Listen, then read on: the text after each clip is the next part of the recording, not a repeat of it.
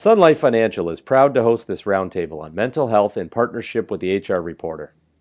It's part of our thought leadership platform, The Conversation, which brings together leaders and experts to deliver the best thinking in group benefits, both inside and outside our organization.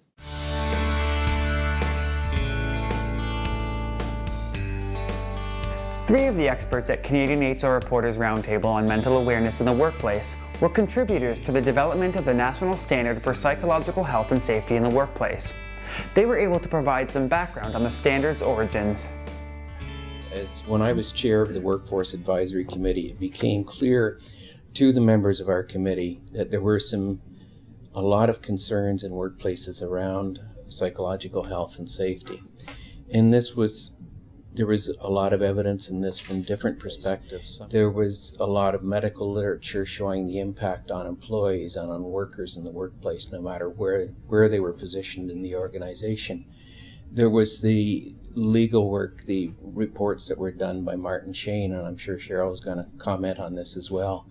But these reports suggested that there was more awareness within the litigation system, within the tribunal system, of the issues that were arising because of problems, egregious problems in the workplace related to psychological health and safety. So all these things were sort of growing together, and we worked to bring a consensus group together and talk about this in Vancouver in 2009, the end of 2009.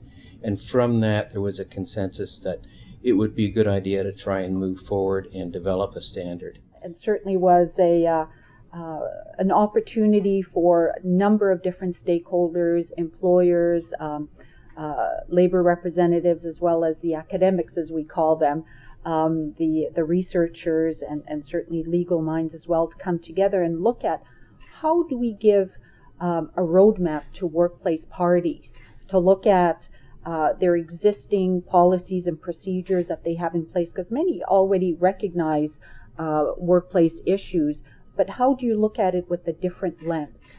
And I hadn't had the pleasure of participating in development of a standard before, but certainly what spoke to me was the fact that you had all of the different key players at the table. There was a lot of involvement, a lot of robust discussion. And so I would like to think that the standard has taken into consideration all of those elements that most organizations struggle with, right? It isn't one-sided. It isn't looking at it with one particular lens. It's quite comprehensive. Cheryl Edwards was able to offer background from a legal perspective. Definitely, this is uncharted territory for the employer. It's never previously, in fact, all of these concepts are not really embraced within any existing legislation. So if we talk about the need for a blueprint, it's definitely there. Some of the models of legislation that set existing minimum standards don't go anywhere near these issues. But this goes so much farther. So the employer that's trying to grapple with things like work-life balance, workloading, organizational culture, psychological safety, mental health in the workplace needs some sort of roadmap because one previously certainly didn't exist in the legislation. Over time, many of the standards developed by the Canadian Standards Association have been included in workplace-related legislation. Currently, the National Standard for Psychological Health and Safety in the Workplace is a voluntary program. We asked our panel whether the standard should become law. This will, I think, be a natural evolution, that it will be weaved into our legislative requirements. It may not happen overnight.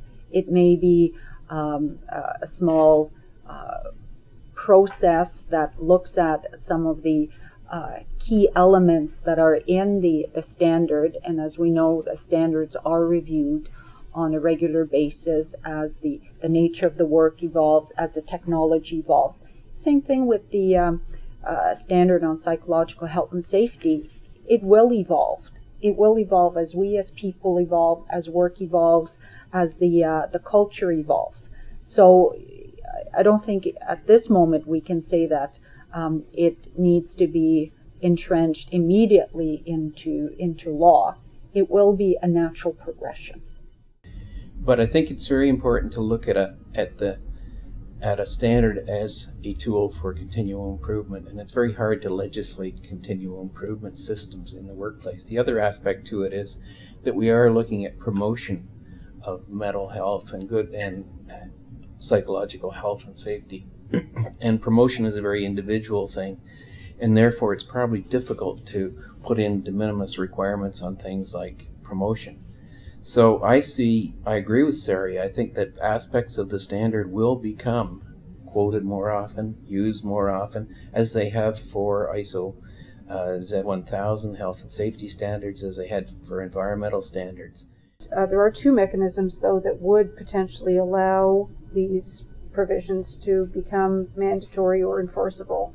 One would be incorporation by reference into the legislation, and that's actually not uncommon for CSA standards. The federal Canada Labour Code and its regulations incorporate quite a number of CSA standards. The other way in which the standard could be enforced as almost a, quote, mandatory provision would be if regulators started looking at it as a reasonable precaution.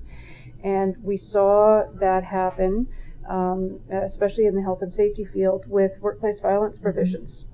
Should it be mandatory? I'll just pause and say there are a few things that certainly I don't think employers are ready for, and one of them is the definition. And for those who haven't looked at it lately, I'll just point out that the definition of mental health or psychological safety, which is ambitious and very broad, is a state of well-being in which the individual realizes their abilities, can cope with normal stresses of life, can work productively and fruitfully, is able to make a contribution to community. And I don't quote that and comment on it to demean in any way the definition, but I don't think that Canadian employers are ready to have that kind of requirement legislated. The panel also discussed the costs employers might incur when implementing the standard. There's a wealth of information and tools there to assist employers with, implementing the standard.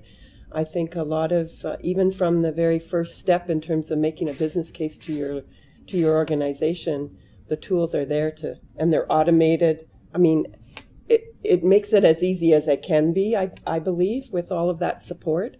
One of the questions that we're getting a fair bit is, how do we tackle this within the existing structures of our workplace? So is it a safety standard? Because of course it's got the word safety in it. Is it something that human resources professionals should be looking at? Should our disability management people be looking at it? And of course many employers are saying we have existing policies. So we've got our discrimination and harassment policies that have been long-standing, and they've been developed in order to meet human rights code provisions. We've got now, in almost every jurisdiction, our workplace violence-related policy, and in some jurisdictions, our harassment policy under the OHS umbrella. A lot of the people that I speak to are safety people, and they're really grappling with how are we going to have the tools to even start working on this, because we're used to dealing with guarding, lockout, people falling, the physical hazards as opposed to the mental hazards. So it's a lot of little moving pieces that have to be assessed before they even start down the road. However, somebody needs to start that conversation in the workplace, and certainly from my personal perspective, I've recommended our joint health and safety committees table it in their joint meetings of introducing the standard, mental health. Maybe there are wellness programs in that particular workplace that will embrace it as well, but it has to be tabled somewhere. The conversation has to start somewhere.